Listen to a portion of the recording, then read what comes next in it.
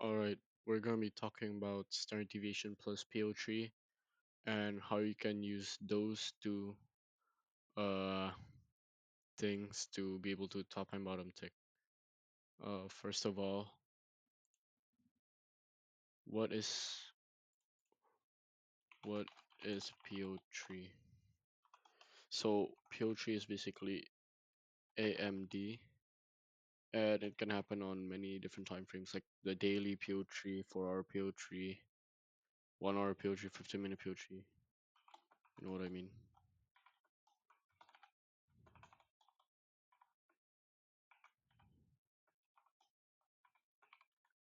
But what I want to talk about today is the daily PO3 because this one is like a really good, like, and easy to identify, and it pretty much almost happens every single day.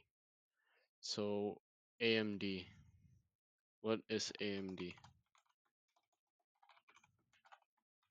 So AMD is accumulation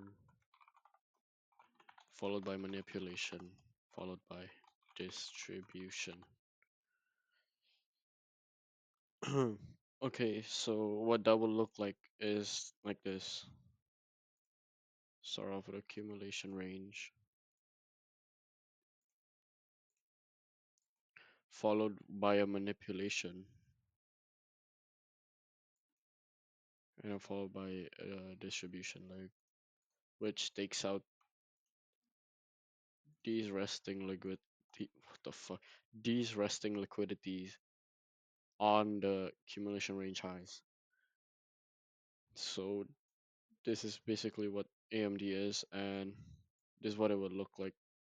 I mean, this is a bullish PO3, and this is what it would look like. It was bearish. Okay, so now daily PO3, what I want to talk about.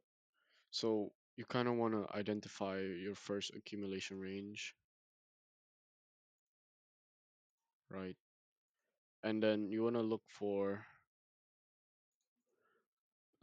like PD arrays either on the weekly, look for PD arrays weekly, daily, 4 hour, 1 hour, basically like the high time frames. So once you've identified those PD arrays like this, you want to wait for price to manipulate into that PD array. And you don't want to limit your entry on the PD array immediately because like shit like this can happen. Reaction of that, boom, and then that happens. So you don't want to limit that. But once you've seen that price taps into that PD array, notice you're in the sell curve right now, and then once it taps into the PD array, you're in the buy curve. Because after it taps into the PD array, these resting highs can act as like liquidity for like your draw. So hold up. On this side, you're on on the sell curve. On this side, you're on the buy curve. And once you've identified which program you're in, you want to take trades based off of that. So this is like when you're in a sell curve, you want to look for sells constantly. You don't want to be buying in a sell curve. And once you're in a buy curve, you want to look for buys constantly, and you don't want to be selling on a buy curve. So what I just explained to you there was pretty much AMD, and it's like market maker models basically. Okay, now how we implement standard deviation into this. So again, you want to look for those accumulation range, uh, that manipulation leg, and that distribution leg. And yeah, again, you want to see this manipulation leg go into like a high time frame PD array. Let's say this is like a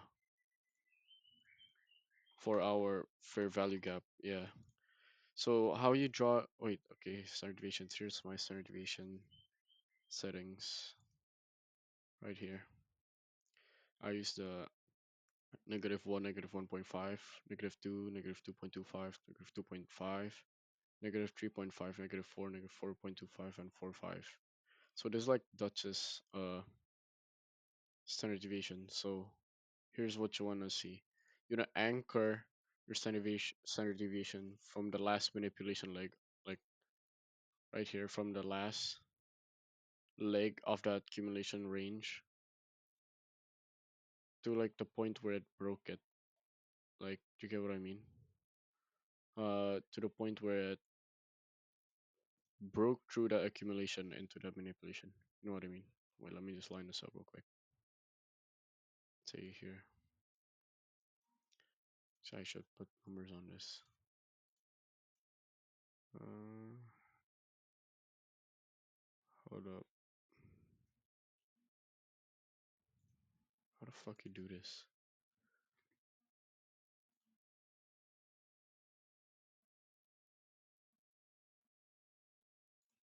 Oh, here. So you want to see this? You have this level, and you can like line it up with a PD array. But like I said just now, you don't want to be limiting directly on that level because your win rate's going to be really low. So what you want to do is, you can wait for price to do something like this. Hold up. Let me just. So once price taps into that PD array, you want to wait for like a smaller time frame SMT, like a 15-minute SMT. So look for PD array, anchor standard deviations, and find a level that lines up with the PDA. Once that happens, you want to look for a lower time frame SMT, which is like really high confluence for this. So let's say you're predicting that the reversal will be off the 2.25s, right? So you can do this, and once it taps at 2.25, and there's like an SMT right here,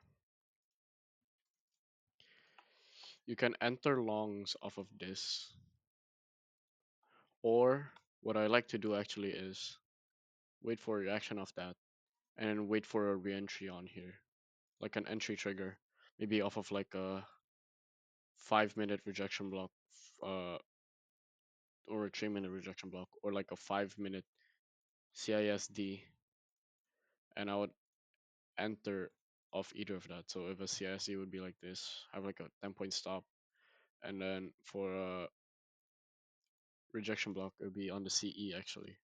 So on the CE right here, limit that 10-point stop, and then target like the highs, the accumulation highs. So that's what I actually like to do. And you can use either CISDs or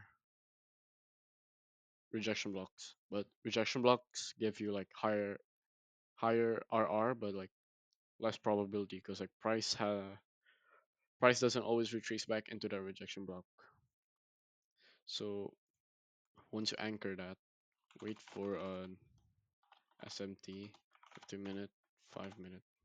That's like the good, what do you call it?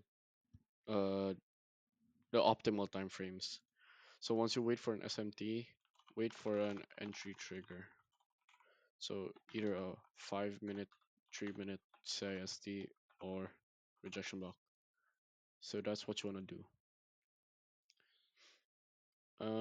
And once you do that, hold up, give me a sec. Once you've got a re-entry,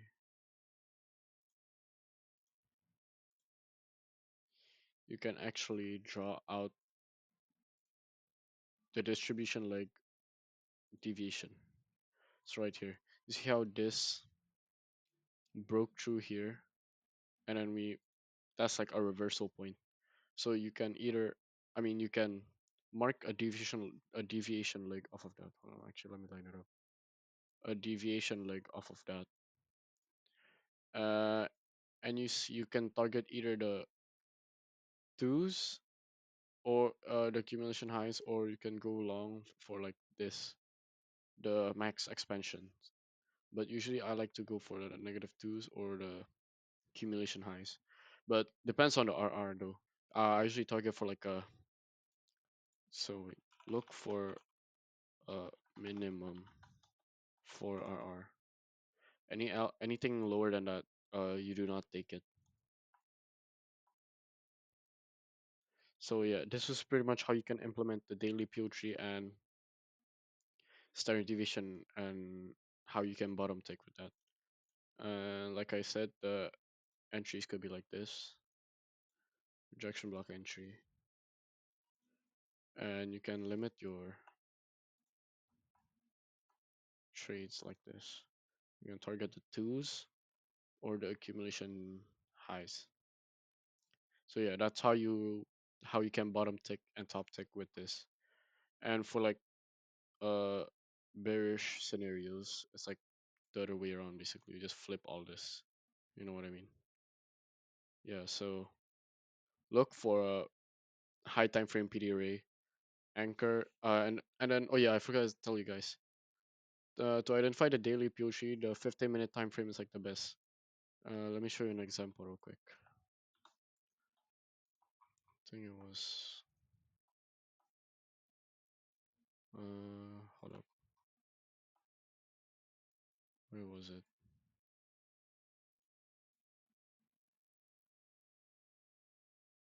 Oh wait, just forgot where it was. Um, Give me a sec.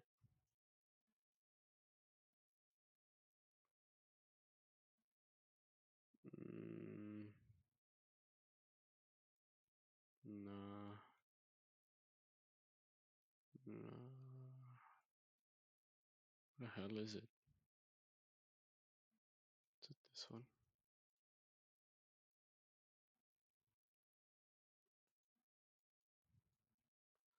Shit, wait, I can't find it. Give me a sec.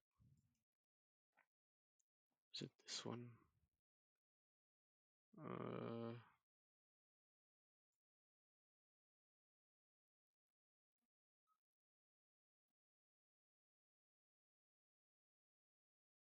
think it was this one. Hold up, give me a sec. I gotta look for this. So I'm pretty sure I took it too. Forgot when though.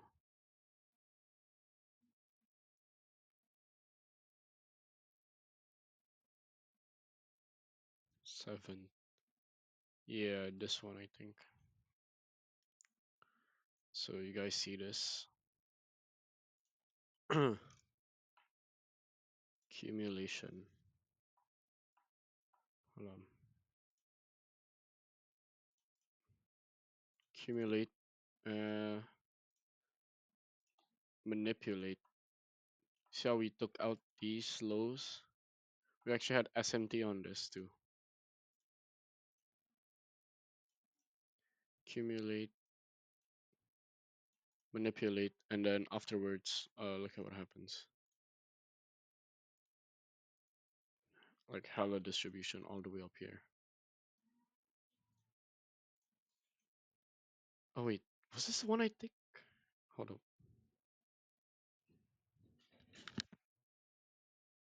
Ah yeah, so basically this AMD. So this was not really a good example, but it could work.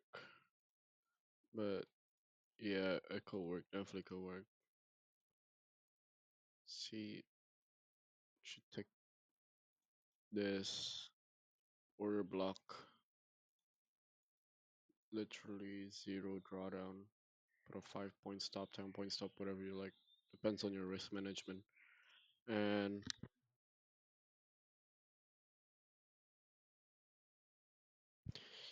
you can target pretty much. Oh yeah, wait, I forgot to tell you guys about this one. Here you see. Lines up with the max expansion literally perfectly. And if we go on a 5 minute, we can also probably find this. We hit the twos, ration off that, re-entry on here, and for our final, what do you call it? Our final TP, it can be on the negative 3.5 or the negative fours, whichever, like 11 RR right there. So yeah, that's pretty much how you can use standard deviation and PO3. But personally, I don't use it like like this because I use PO3 and I mean I use the daily PO3 and standard deviation too, but like the way I trade it is different. So yeah, I don't know if I'm gonna teach it on the YouTube or not, uh, or on my Discord, but I'll figure out later, sooner or later. But yeah, this is how you can use standard deviation and power of three to bottom and top tick.